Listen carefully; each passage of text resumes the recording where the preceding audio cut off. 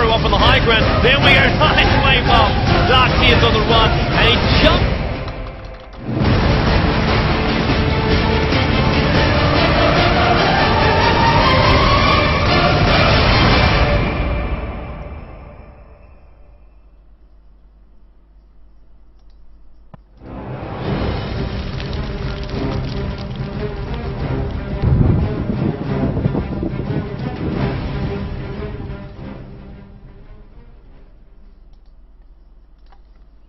And there we are. And as you can see, we're still waiting on Winter to load in. Hopefully he will do that in a moment.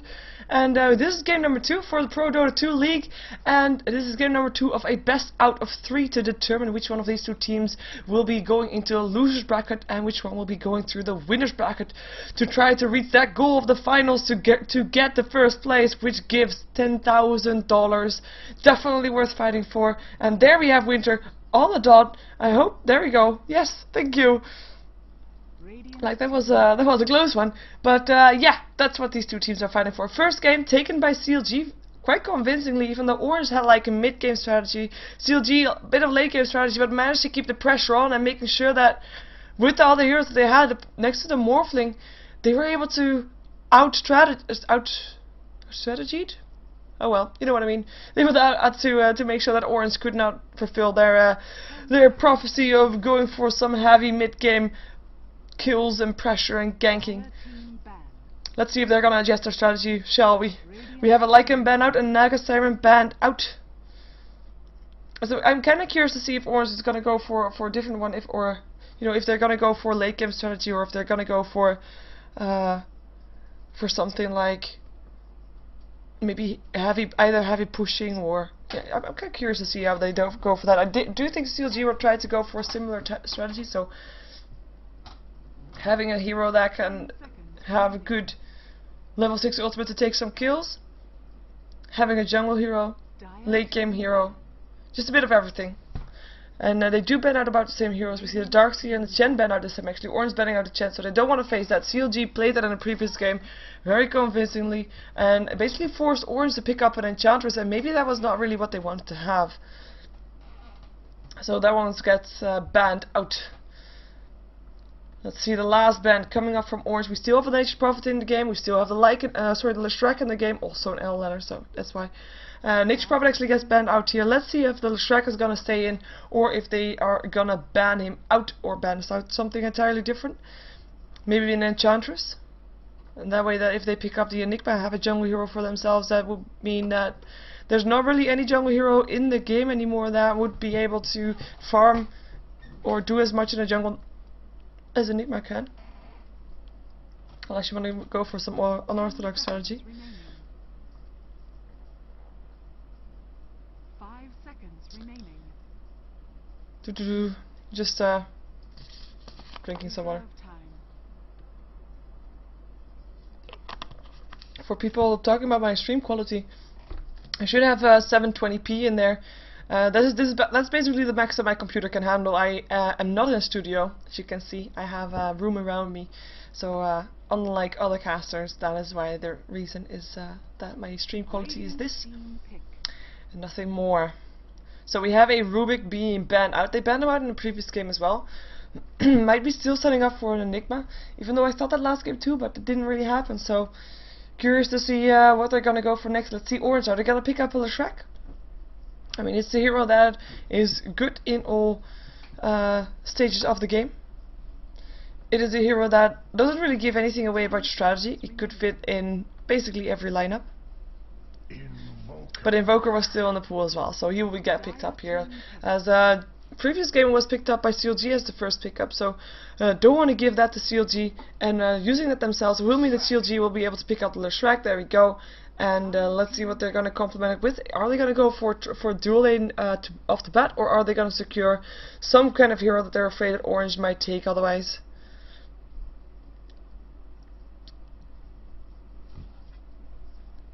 What's the pings? Let's check out the ping. So, just like last game, we still have Orange being around 330. We still have CLG being around 270, and that is the case. So it is heavily in favor, it is in favor of CLG by about 60 ping. It's not that bad, but it's a difference. It is a difference, and it is in favor of CLG. And they're gonna go for combination. Picking up the Sand King. Sand King and Leshrac combination. You've heard it all before.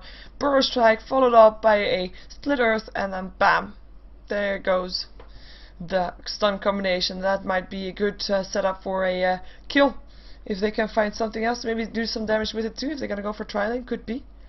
They have been known for tri-laning as well. Those two heroes, as in having the Sand King and Leshrac both as a semi-support, and just having a carry with that can take the last hits and it can take the farm that comes up from the aggressive tri-lane that would be. 5 seconds remaining. Reserve time. There goes Orange. Right.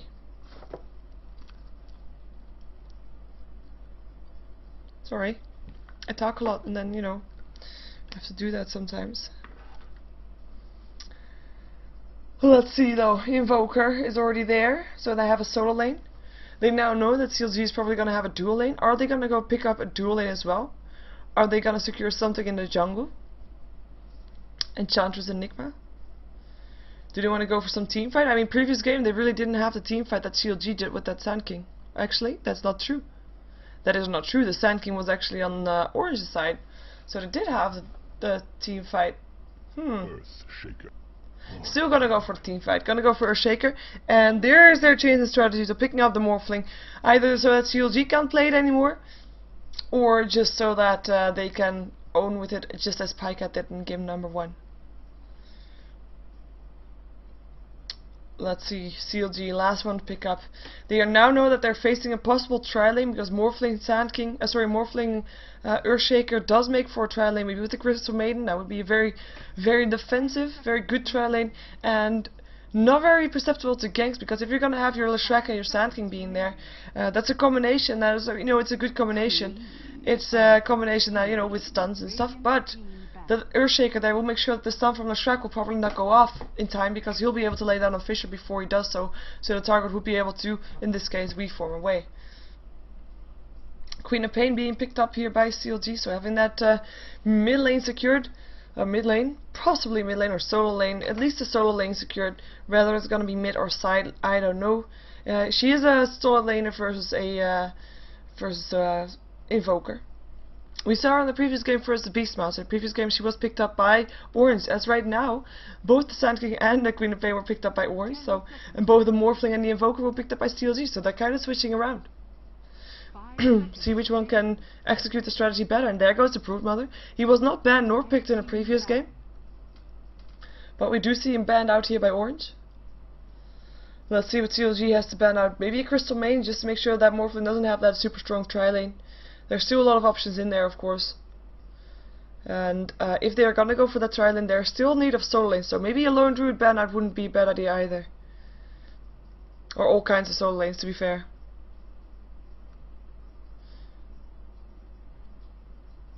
Different kind of solo lanes. Windrunner still in. So him being played, or Orange played a Windrunner in a previous game. Solid as well. Able to throw it to Shackles. Cost some of the kills. Reserve time. Going into reserve time for this.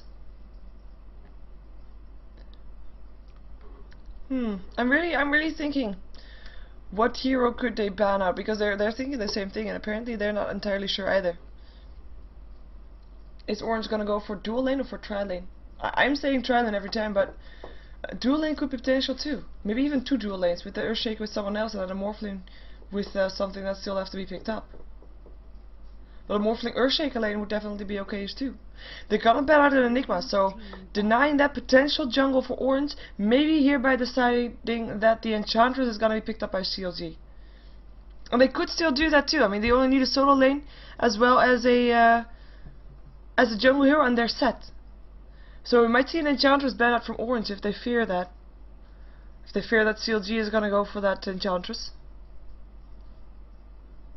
Or maybe if they fear that CLG is gonna go for a jungle hero and a solid solo lane, then maybe Windrunner will be banned out right here. 10 seconds remaining. 5 seconds. We'll find out though. remaining. Going into bonus time soon as well, and there goes the lone druid. Okay, still getting banned out here then, Dire but team ban. by Orange, not by CLG. Orange, I think CLG banned out the lone druid in the previous game. Because of course CLG knows that, Orange knows that CLG still needs a solo lane as well. Or a jungle hero and another dual lane. It's a lot of options. And this is the bans are maybe more important than the pickups. Just to try and disrupt the strategy of your opponent. But right now it's looking like Oranges want to go for about the same strategy as CLG went for. And CLG go for the same kind of strategy as Orange went for. There goes a Beastmaster, ban out. Okay, so Orange can't pick up that one anymore. Team pick. If they wanted to go for a solo lane. And of course Beastmaster is nice for the Queen of Pain as well with the roar, making her not able to blink away. It's gonna be Shadow Demon that gets picked up here. Team pick. Might be because still a tri-lane, or might be because a strong dual lane as well. I mean, Shadow Demon is one of those heroes that can be a very strong dual lane as well as very strong tri-lane. He's just a very strong hero. Brewmaster still in the pool to combine with that Shadow Demon. There's a lot of combinations, but Brewmaster kind of stands out. And it is a hero, I mean, if they're not going to have a Beastmaster, I mean, what we saw in the previous game, CLG had a Morphling, but they also had a Beastmaster to be able to take some kills as soon as he was level 6. And a Brewmaster can do the same thing. He is level 6, he can have his ulti. And Brewmaster Shadow Demon could then be a dual lane, and could then be very strong potential for, well, around between the 6-minute mark. We do see CLG going for about the same strategy as Orange went, because, well, instead of the Templar Assassin, they pick up the Bounty Hunter, solo lane for them, and gonna try to get some early kills with the track money, getting that gold advantage up, making sure that they can get that advantage going before that Morphling gets big enough. And of course, there's also, I mean, right now 2 semi-carries up on the CLG in the form of a Queen of Pain and a Bounty Hunter, with only a Morphling on the Orange side. Of course, again, Invoker could be that semi-carry, but he's not the same kind. He just, yeah, we'll see though. 5 seconds remaining. We shall see. Let's see the last pick of Orange. So if they, it basically will tell if they're gonna go for tri-lane or for a dual lane. It's gonna be a Brewmaster or a solo lane Windrunner, perhaps. They had a Windrunner previous game. But then again, they won't have that 6-minute mark hero that can do a lot. So maybe they want to have a level 6 hero that can go, or a hero that can go solo and can be very aggressive as soon as he reaches level 6, level 7. Sand King is already out, just like the Beastmaster. Which heroes are left that they can do that too? I'm thinking maybe Dragon Knight, Remaining. but I don't know how well he can solo. Venom. Wow. Okay. Dire team So I am not really sure how they're gonna lane this. So Venomancer or Shadow Demon is gonna be on a solo lane. That will be interesting. That is not what I was expecting. I don't think that was what anyone was expecting. Neither is CLG. Or if they wanted to pick up a Templar Assassin, they can't do it now anymore because the Venomancer there is just, I mean, we saw it in the previous game. It's just too big of a counter for it. Venom versus the Bounty Hunter might actually work. Venomancer versus the Bounty Hunter. Could work. 5 seconds remaining. Reserve time. Reserve time, 16 seconds left, as these teams are really taking their time for all these picks. They're using up all time, every time, with only 5 seconds left for Orange, and now also only 5 seconds left for CLG. Well, now. 5 seconds remaining. They have to pick up something soon, too. Axe. Whoa. Okay. I did not see that one coming. So, they pick up an axe, which will mean that he'll probably be starting out in the jungle. And Queen of Pain Bounty on the solo lane with a dual lane for the Leshrac and the Sand King. I still, yeah, axe, right. Cool. So, CLG, let's see who's playing what. Oh, Pycat is going to be on the axe. So we're going to see a fairly aggressive axe coming out from Pycat. CLG, Aki is going to be on the Leshrac, Miracle on the Sand King, Lacoste will be playing the Bounty Hunter with Misery up on the Queen by Aki. And, of course, also by Miracle. But he actually still not in range of any experience. Double damage rune up on the axe. Oh, they're gonna find each other. Yeah, of course. Gale hits, Winter in some trouble, still level 1, level 3 axe, it's not going to be happy times for him. Here comes Misery as well, we'll be able to blink in, throw down a scream, if the rest isn't helping out enough as well. Winter in a lot of trouble, because there will be another Battle Hunter soon, not even needed. First blood going towards Misery, up on the Venomancer that we have seen, I don't know. What did he do, really? Hey, did my stream reset? I will say that in the chat, apparently. My stream reset itself. Sorry. We'll be up again shortly. Venomous is back on to the bottom, top lane. He's gonna have a really tough time. I said it a couple times, but he really is. Just like Bounty Hunter though, he will have a tough time as well. Definitely tough time. So he's already forced out. So we have 2 lanes from both teams that are working out great. Like this top lane, where Leshrac is the one to take the last hits, and this bottom lane, where Morphling is able to take the last hits. Now if you compare the two, it is going to be Morphling that is getting the better of the thing of the general picture, so to speak. Oh, gank incoming, Pycat, level 3, there goes Battle Hunger, no gank. Backs off again, no more mana, just wanted to use that mana that he had to get some harass up on the Invoker, but he'll be able to take some last hits soon, I hope for him, to make sure that he gets that ticked off, even though it's so annoying. It is just so annoying. Ice on the bottom lane, picked up a dust, so if they want to go for a Bounty Hunter, they can. There's gonna be a setup for it. We have Queen of Pain. Got 16 for 4 right now, doing the best of everybody. We see her on the top of the charts. Disruption, Queen of Pain will make sure that Ice Pain denies actually the regen rune. No charge for your bottle, Queen of Pain.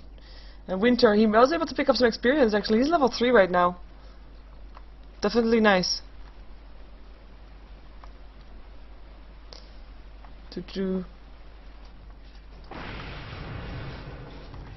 Light click's going off. Yeah, I set it to do because apparently I am just still waiting for my stream to be resetting. Maybe this is not even live. Maybe you're not even hearing this and I'm talking to myself. But then still, it's a nice game to watch. So I'll be happy with that. Did that hurt?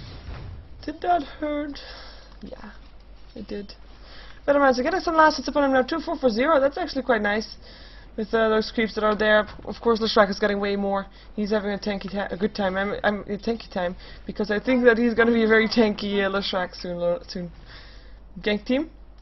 There's a stun. There's Battle Hunger, and there's Venomman. So that's not very happy. Earthshaker level 2 passing through. Oh, hello. Changing direction. There goes the Battle Hunger, and there goes the boots on the Sand King, making sure he's faster than the Earthshaker. Burst Strike hits. Right clicks to go off, and there is the taunt as well, and the right clicks go off and the kill gets made, and it's Axe that gets the last hit. Berserker's Call is actually the taunt. Venomancer gonna go here too. Call Snap upon Pycat. KOX here as well. Gale hits upon X. There's a Berserker's Call again. Burst Strike hits on both of them though. Queen of Pain blinking and takes a kill up on the Invoker, and Winter backing out again. Knows he's not safe. There's no mana left on the Sand King though, so maybe he'll try to go for a right click battle right now, but here comes the Leshrac as well. He has to back out again. Still no mana left on the Sand King. There's a mana boots and there's the burst strike. Hello, stomp on Leshrac, bad, dead. And Leshrac taking the last hit. Axe actually coming in for the experience right there. So that was a gank. Started out as a gank well, I guess it started out as a gank from CLG, and then a counter gank from Orange, but then the counter gank from CLG.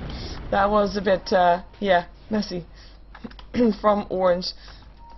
As they are definitely at the back foot right now. And yeah, Earthshaker has to back off there as well. We look at the pressure that they are applying. We have a Queen of Pain here, making sure that the Invoker is in trouble. We have someone here standing so that nobody can come really fast to help out Winter if he gets into trouble. And now we have Earthshaker here too. In the meantime though, the bottom lane is being won by Orange, so that we should take that into account. It's a Morphling, so the farm on him means a lot more than the farm on basically anybody of the heroes on the game right now, purely because he is the only hard carry that is going on. That is here, sorry, yeah.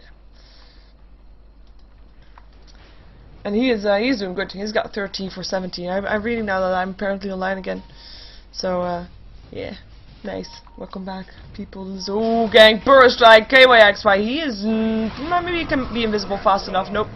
Axe Berserker Skull, make sure that he can't, and that was a kill.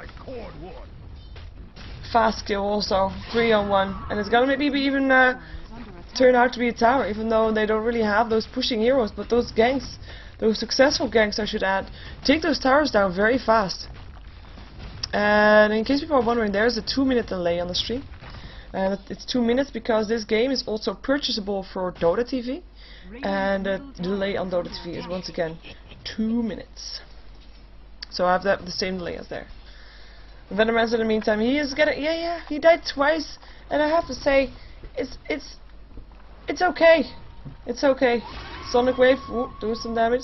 He's still getting some experience. He's level 5 right now. It's not that bad. They can still definitely get back from that on the cost. Whoa, picked up. Morphling taking the first kill of the game for Orange. And on the Morphling, a definitely good one to have. And he picked up a Ring of Health. It's gonna go for a Lincoln Sphere by the looks of it. Just to make sure that he can't get targeted by stuff. A lot of stuff actually. Targeted Burrow Strike, Shadow Strike, Battle Hunger, Lightning Storm, Track, Shuriken Toss. List goes on and on. Oh, Ice. Oh, Ice. Battle Hunger up on there. Here comes Queen of Pain with the haste from there. There's a shout. Ice taking a lot of damage there, but here comes Cross as well. She gets forced back by the tower and by the presence of the Morphin there, who's almost full of mana as well, so we'll be able to throw out some damage with his reform. Cross is gonna try to chase down Ice. Ice, who is taking a lot of damage from that. Yeah. Queen of Pain back in again. They still know that Ice is there. There's mana enough for a blink upon the Queen of Pain, but not mana enough to do anything else after that one. Now the haste rune is gone. Lacoste is going to try to come in from the side, maybe. Yeah, there he goes. No, no, no. I said it. He doesn't have anything anymore. He can't do anything. He doesn't have a TP. He just has to wait and hope they go away. That's, yeah. Apparently it works. Apparently it works. He is safe for now. And they back off. Still, CLG heavily in favor right now. They are have taken our 2 towers. Got the gold graph with them. Got the experience graph not really with them. That's quite surprising. Even though, I mean, it is in favor of slightly of CLG, and they have got 4 kills. So you know you should take that into consideration. But oh, disruption. There's the dust as well. Soul Catcher there as well. Will there be enough damage? I don't know. There's the TP's in, and that's gonna be the cost. Or sorry, Ice.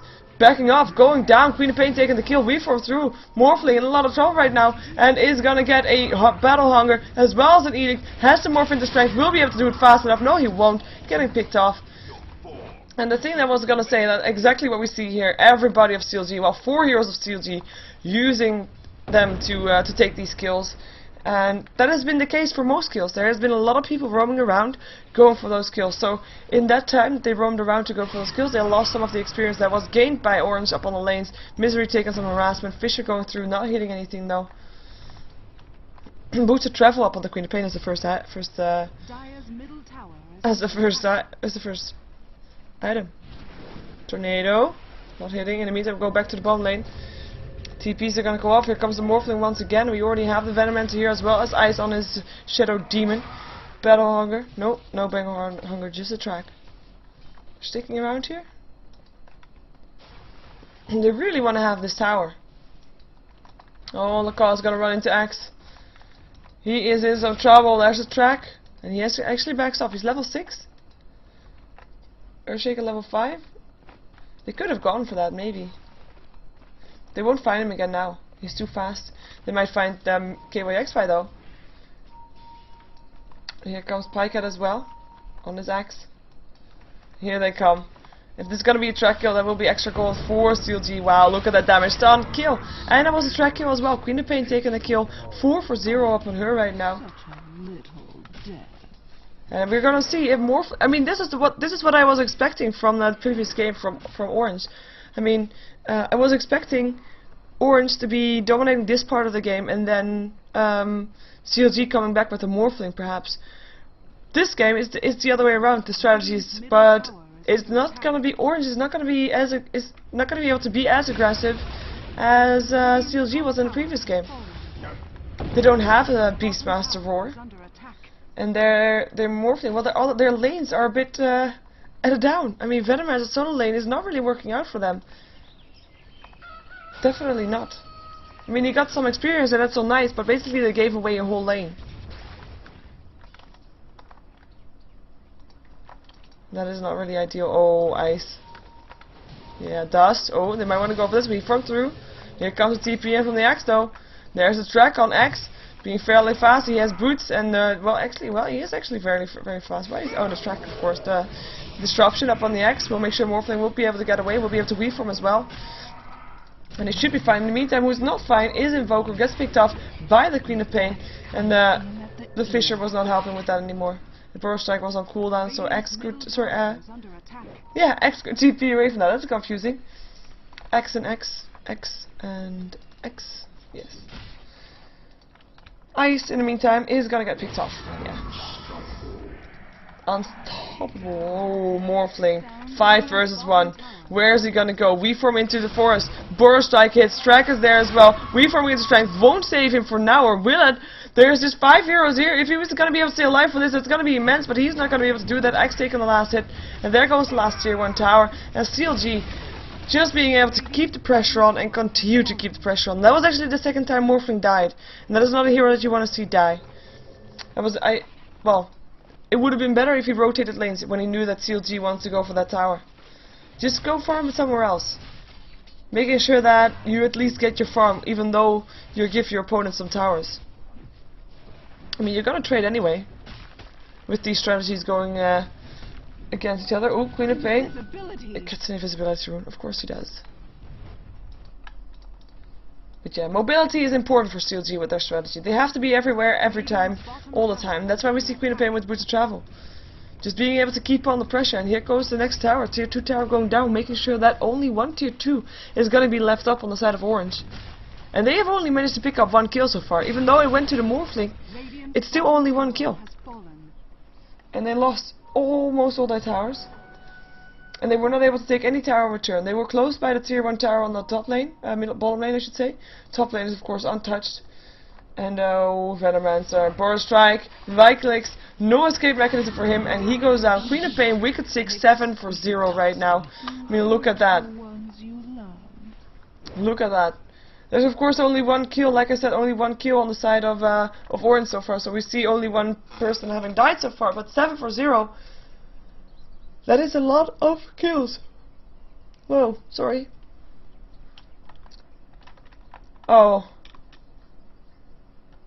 Oh, wow. Ice. Is that a true GG? Is it a 14-minute GG? This is a GG. So they don't think their Morphling can get back from it anymore. So it's gonna be CLG that will be taken the winner's bracket spot, and we will see alongside which they will take it. Is it gonna be Zenith or Infused? They will be fighting at 8. So we have at 6.